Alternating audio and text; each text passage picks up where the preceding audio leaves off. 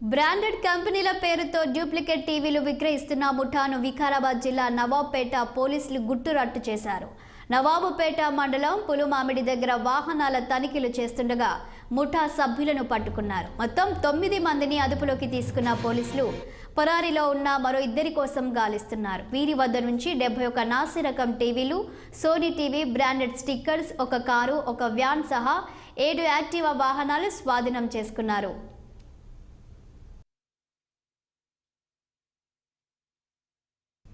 ఈ ముఠా duplicate టీవీలకు branded కంపెనీల స్టిక్కర్లు వేసి గ్రామాల్లో విక్రయిస్తున్నట్లు పోలీసులు నిర్ధారించారు. గతంలో తమిళనాడు, ఆంధ్రప్రదేశ్ రాష్ట్రాల్లో విక్రయాలు కొనసాగించిన ముఠా ఇప్పుడు తెలంగాణలోకి ప్రవేశించినట్లు పోలీసులు తెలిపారు.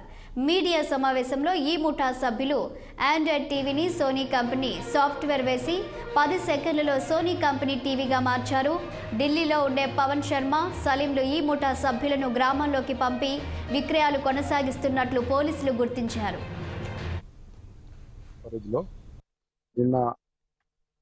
నవాబ్పేట ఎస్ఐ భరత్ ఆధ్వర్యంలో ఈ పులిమామిడి విలేజ్ దగ్గర వెహికల్ చెకింగ్ చేస్తున్న క్రమంలో ఒక కారు మరియు 2 హోండా యాక్టివా వెహికల్స్ పై టీవీలు తీసుకొని ఒక 3 పర్సన్స్ వస్తున్నారు.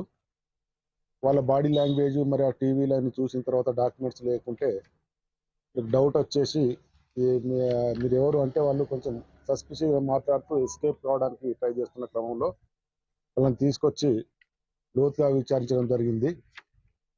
వీళ్ళని విచారిస్తే వీళ్ళంతా ఉత్తరప్రదేశ్ చెందిన వాళ్ళు. టోటల్ 9 మెంబర్స్ ఉన్నారు అందులో 8 మెంబర్స్ ఉత్తరప్రదేశ్ చెందిన వాళ్ళు ఉన్నారు. ఒక అతను వేరే డ్రైవర్.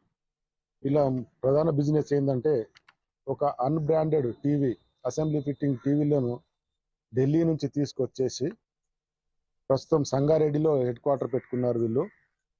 అక్కడ తీసుకొచ్చిన తర్వాత వాటిని సోనీ బ్రాండ్ స్టిక్కర్స్ వేసి సాఫ్ట్వేర్ అప్లోడ్ చేసి విలేజ్లో ఈ హోండా యాక్టివా వెహికల్ మీద తీసుకెళ్ళి ఇది సోనీ బ్రాండెడ్ టీవీలు అని చెప్పి విలేజ్లో అమ్మడం జరుగుతుంది.